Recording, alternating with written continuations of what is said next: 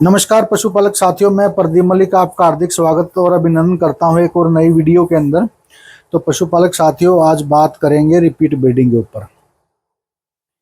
और पशुपालक साथियों, सबसे पहले मैं आपसे एक रिक्वेस्ट करूंगा, वीडियो अच्छी लगे तो लाइक और शेयर जरूर करना और साथियों को भी शेयर करना, अपने सगे संबंधियों को और मित्रों को, ताकि भी वो भी इस वीडियो का फ़ायदा उठा सके। जो इन्फॉर्मेशन हम आपको देने जा रहे हैं काफ़ी अच्छी इन्फॉर्मेशन है, जो आपके पशुपालन में काफ़ी अच्छी मदद करेगी। क्योंकि आजकल पशु अगर आप देखेंगे तो डे बाय डे कम होता जा रहा है, दिन प्रतिदिन किसान को नुकसान होता जा रहा है। तो उसका किसान की जो नुकसान की भरपाई है वो तो हम नहीं कर सकते, परंतु जो ये वीडियो है हमारी, ये उसको ये नुकसान होने से बचा सकती है। तो उसके लिए आप सभी का सहयोग की ज़रूरत है। वीडियो को अंत तक जरूर देखना है, स्किप नहीं करना। अगर आपने वीडियो स्किप कर दी तो कहीं ना कहीं कोई इम्पोर्टेंट पॉइंट आप मिस कर जाएंगे, जिससे जो आपका नुकसान है वो फिर वहीं खड़ा रह जाएगा। तो पशुपालक साथियों, आपसे फिर एक विनती है, वीडियो को ज़्यादा से ज़्यादा शेयर करना। और वीडियो ज़्यादा लंबी न करते हुए बात करते हैं आज रिपीट ब्रीडिंग के ऊपर। रिपीट ब्रीडिंग की वजह से बहुत ज़्यादा पशु जो है आजकल कत्ल खानों में जा रहे हैं। किसान को बहुत ज़्यादा नुकसान हो रहा है, क्योंकि जब पशु कंसीव नहीं करता है, बार बार रिपीट हो जाता है, अबॉर्ट हो जाता है, तो किसान को बहुत ज़्यादा नुकसान होता है और अपना पशु औने पौने दामों पर बेचना पड़ता है। और ऐसा पशु सीधा कत्ल खाने में ही जाता है, जिसकी वजह से जो पशुओं की संख्या वो दिन प्रतिदिन कम होती जा रही है। थैलेला रोग हो जाता है, तब भी पशु की इतनी कीमत नहीं मरती जितनी जो रिपीट ब्रीडिंग है उसकी वजह से कीमत कम हो जाती है। क्योंकि एक तरह से बांझ हो जाता है पशु, और बांझ पशु की जो जगह है वो सिर्फ कत्ल खानों में ही है। उसको घर पे रख के कोई भी खुश नहीं होता है। तो आज इस समस्या का निदान और समाधान करेंगे। तो ज़्यादा वीडियो लंबी न करते हुए बात करते हैं रिपीट ब्रीडिंग की। तो वैसे तो रिपीट ब्रीडिंग के बहुत सारे कारण हो सकते हैं। पैरासाइटिक इन्फेक्शन हो सकता है, मिनरल्स और विटामिन्स की डेफिशिएंसी है, यूट्रस का इन्फेक्शन है, हार्मोनल इम्बैलेंस है, या और भी बहुत सारे रीजन हैं जो एनेस्टस की रिपीट ब्रीडिंग की मेन समस्या है, जिसकी वजह से। तो पशुपालक साथियों, आज आपको 3 स्टेप बताऊंगा, 3 स्टेप जो आपके पशु की इस समस्या से निजात दिलाएंगे। सबसे पहला स्टेप क्या है? GnRH। ये रिसेप्टाल नाम का इंजेक्शन आता है मार्केट के अंदर। गाइनारिच के नाम से भी आता है, ओवलेंटा के नाम से भी आता है, एक दो कंपनी का और भी आता है, बट जो सबसे अच्छा इंजेक्शन है वो रिसेप्टाल है। जिस दिन भी आपका पशु हीट में आता है, तो उस दिन जब आपको आर्टिफिशियल AI करानी है या कृत्रिम गर्भाधान कराना है, तो उस टाइम आपको रिसेप्टाल 2.5 ml इंजेक्शन आपके पशु को इंजेक्ट कर देना है। आप खुद भी लगा सकते हैं, मांस के अंदर लगाना है। 2.5 ml इंजेक्शन रिसेप्टाल ये लगाना है।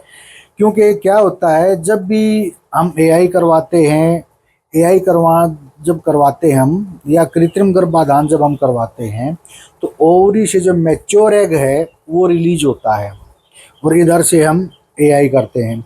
तो मैच्योर एग ज़्यादा नहीं होते, वैसे तो एग बहुत सारे रिलीज होते हैं, बट जो एक मैच्योर एग होता है वो 1 या 2 ही होते हैं जो स्पर्म के साथ फर्टाइल होता है। वो 1 या 2 ही होता है जो मैच्योर होता है, वही सब स्पर्म के साथ फर्टाइल होता है। परंतु जब पशु हीट में आता है तो एग लेट रिलीज होता है कई बार, जिसकी वजह से इधर से हमने AI कर दी है, स्पर्म डाल दिया है, या जैसे भी है, कृत्रिम गर्भाधान है या अपना AI है, किसी भी वे में हमने अगर स्पर्म डाल दिया है और उधर से अगर लेट रिलीज हो रहा है, तो आपका पशु कंसीव नहीं करेगा। क्योंकि स्पर्म की जो लाइफ है वो 24 से 36 घंटे ही है। 24 से 36 घंटे तक वो ओवरी में रहेगा, उसके बाद वो डेड हो जाएगा। और आपका अगर पशु का जो एग है वो लेट रिलीज हुआ, तो हमने क्या करना है, AI कराने से पहले या कृत्रिम गर्भाधान कराने से पहले रिसेप्टाल 2.5 ml पशु को लगा देना है, जिससे जो मैच्योर एग है वो जल्दी रिलीज हो जाएगा और ओवरी के अंदर स्पर्म और एग का फर्टिलाइजेशन हो जाएगा। तो ये पहला स्टेप है, ये लगा दिया। फिर उसके बाद आपको क्या करना है, दूसरा स्टेप, जब आपके पशु की एआई किए हुए आपको 5-6 दिन हो गए हैं, तो आपको छठे या 7वें दिन हाइड्रोक्सीप्रोजेस्टोन 3 ml वो लगाना है अपने पशु को। ड्यूराप्रोजन नाम से इंजेक्शन आता है मार्केट के अंदर, वो 3 ml अपने पशु को आप उस दिन लगा देना है। ठीक है, कई बार क्या होता है, जब पशु हमारा हीट में आता है तो उस टाइम हीट। नमस्कार पशुपालक साथियों, अगर आपका पशु भी 7वें महीने में गाभिन लगा हो तो करें आज से ही शुरुआत अपने पशु की लेवटी सुंदर और बड़ी बनाने के लिए, क्योंकि अगर लेवटी होगी बड़ी तभी तो दूध होगा ज्यादा। तो अब इंतजार किस बात का, आप भी पिलाओ अपने पशु को वीटो एच को आप सभी मेडिकल स्टोर और ऑनलाइन फ्लिपकार्ट पर खरीद सकते हैं। अधिक जानकारी के लिए संपर्क करें 83 492 400। तो उस टाइम ईस्ट्रोजन हार्मोन का लेवल बहुत ज़्यादा हाई होता है, तो पशु हीट में आता है। तो ईस्ट्रोजन हार्मोन का लेवल डाउन कर होता है आफ्टर एआई और या कृत्रिम गर्भाधान के बाद, और प्रोजेस्टेरोन लेवल का हार्मोन ज़्यादा होना चाहिए। तो कई बार क्या होता है, ईस्ट्रोजन हार्मोन का लेवल भी हाई रहता है और प्रोजेस्टेरोन हार्मोन का लेवल कम रहता है, जिसकी वजह से पशु कंसीव नहीं कर पाता या अर्ली एम्ब्रियोनिक डेथ हो जाती है। तो उसके लिए आपको क्या करना है, छठे या 7वें दिन आपने पशु को प्रोजेस्टेरोन हाइड्रोक्सीप्रोजेस्टेरोन ड्यूराप्रोजन 3 ml लगाना है। उसके बाद आता है तीसरा और मेजर स्टेप। वैसे तीनों स्टेप ही मेजर हैं, बट ये थोड़ा और भी क्रूशियल है, क्योंकि जब प्रेगनेंसी हो जाती है, जब ओवा और स्पर्म मिल जाते हैं, तो उसके बाद जाइगोट बनता है। जाइगोट जो है यूट्रस में जाके एम्ब्रियो का रूप धारण कर लेता है। तो वहाँ आके बड़ी क्रिटिकल पोजीशन होती है, सिचुएशन होती है कि जब पशु अंडा डाल देता है 17वें 18वें दिन, आपने काफ़ी पशु भाइयों ने देखा होगा, जो एम्ब्रियोइक है 17-18 दिन का, उसकी डेथ हो जाती है। तो वो सिचुएशन कैसे क्रिटिकल है वो मैं आपको बताना चाहूँगा, क्योंकि एक एलएस नाम का हार्मोन होता है जो प्रेगनेंसी को मेंटेन करता है। तो एलएस हार्मोन जब की मात्रा कम हो जाती है तो क्या होता है, यूट्रस के अंदर प्रोस्टाग्लैंडिन्स जो है बनने स्टार्ट हो जाते हैं।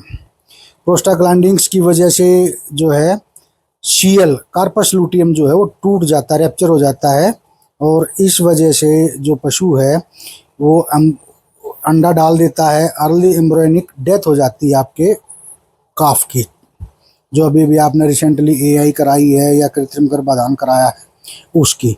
तो उसमें आपको क्या करना है, 14वें दिन, 15वें दिन, 16वें दिन और 17वें दिन FM अल्ट्राबोलस 14वें दिन 1, 15वें दिन FM अल्ट्राबोलस 1, 16वें दिन FM अल्ट्राबोलस 1, 17वें दिन FM अल्ट्राबोलस 1। 4 दिन लगातार आपको FM अल्ट्राबोलस देनी है, जिससे प्रोस्टाग्लैंडिन्स नहीं बनेंगे और जो सीएल है वो मेंटेन रहेगा और आपका पशु प्रेग्नेंट हो जाएगा, अंडा नहीं डालेगा। ये सबसे बड़ी और मेजर समस्या है, जहां 17-18 दिन के बाद पशु के जो अंदर एम्ब्रियोनिक है, छोटा सा काफ है जो अंडा है, उसकी डेथ हो जाती है। तो ये 4 स्टेप्स आपको 3 स्टेप्स आपको ज़रूर करने हैं। एक बार मैं फिर रिपीट कर देता हूँ। पहले दिन जब भी आपका पशु हीट में आता है तो उस दिन आपको क्या करना है, 2.5 ml GnRH रिसेप्टाल 2.5 ml लगाना है GnRH। उसके बाद छठे और 7वें दिन आपको, छठे और 7वें दिन या छठे दिन या 7वें दिन एक आपको ड्यूराप्रोजन 3 ml का इंजेक्शन आपको लगाना है छठे या 7वें दिन, या तो उससे पहले नहीं लगाना, उसके बाद भी नहीं लगाना। छठे और 7वें दिन में से एक दिन लगाना है। फिर आपको 14वें, 15वें और 16वें और 17वें दिन 4 दिन लगातार FM अल्ट्रा बोलस अपने पशु को देनी है, जो प्रोस्टाग्लैंडिन्स नहीं बनने देंगे और उसके बाद आपका पशु सेफ रहेगा। नहीं तो फिर आपका पशु हीट में आ जाएगा 21वें 22वें दिन।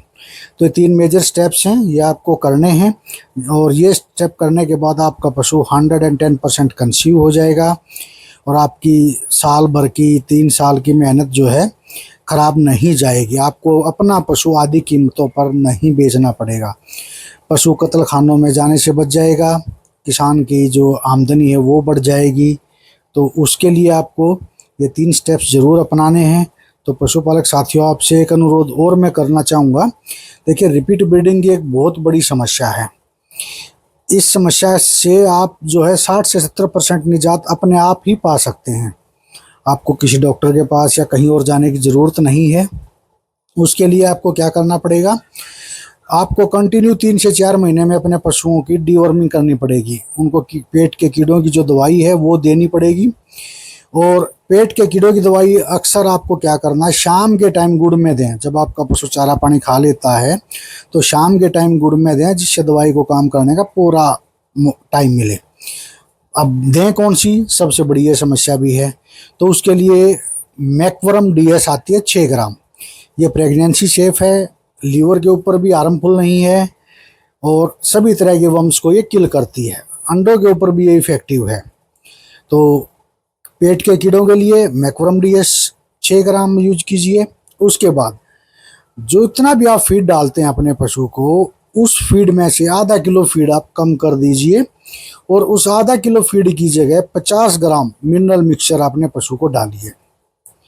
मिनरल मिक्सचर आपके पशु की हर प्रकार की जो डेफिशिएंसी है, जो कमियां हैं बहुत सारी, उनको दूर करता है, जिससे आपका पशु समय पर हीट में आता है, बार बार रिपीट नहीं होता, बांझपन जैसी समस्याओं का शिकार कम होता है, रोग प्रतिरोधक क्षमता बढ़ती है, तनेला रोग कम होता है, ब्याने के बाद जेर पशु अच्छे से डाल देता है, पशु की शाइनिंग, बहुत सारे काम जो है मिनरल मिक्सचर का करता है। शुरू से लेकर अंत तक मिनरल मिक्सचर का काम है।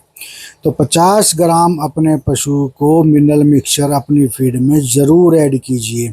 भले ही आपको चाहे आधा किलो फीड कम करना पड़ जाए, और उस आधा किलो फीड से सस्ता पड़ेगा 50 ग्राम मिनरल मिक्सचर, और उससे ज़्यादा काम करेगा। तो अब ये भी एक बड़ी समस्या रहती है भी कौन सा मिनरल मिक्सचर यूज़ करें। तो उसके लिए आपको चिलेटेड विटोफोर्ट यूज करना है। डेली 50 ग्राम अपने पशुओं को चिलेटेड विटोफोर्ट डालिए और अपने पशुओं को रोग मुक्त रखिए। और पशुपालक साथियों, किसी पशुपालक साथी को कोई ज़्यादा समस्या है, परेशानी है, तो इन ये दिए गए नंबरों पर संपर्क कर सकता है। और पशुपालक साथियों, वीडियो कैसी लगी? वीडियो अच्छी लगी तो एक लाइक और शेयर ज़रूर बनता है। जो हम मेहनत कर रहे हैं उसका कितना फ़ायदा आप लोगों को पहुंचता है, कमेंट के माध्यम से ज़रूर बताइए। किस किस भाई ने ये जो फार्मूले हम बता रहे हैं यूज किए हैं, वो भी कमेंट के माध्यम से बताइए। और वीडियो अच्छी लगे तो फिर मैं एक बार कहता हूँ, अपने जो है प्यारे मित्र, सगे संबंधी, सबको शेयर कीजिए ताकि इस वीडियो का फ़ायदा सभी को मिल सके। पशुपालक साथियों, चैनल के साथ ज़्यादा से ज़्यादा जुड़े रहिए, चैनल को सब्सक्राइब कीजिए और बेल आइकन का बटन ज़रूर दबाइए ताकि हर आने वाली वीडियो का नोटिफिकेशन आपको जल्द से जल्द मिल सके। और पशुपालक साथी, कमेंट के माध्यम से बताइए अगले क्या टॉपिक होना चाहिए और किस टॉपिक पे हम वीडियो बनाएं। ज़्यादा जानकारी के लिए इन नंबरों पर संपर्क कीजिए। और तब तक सभी साथियों को नमस्कार, सत श्री अकाल, आदाब।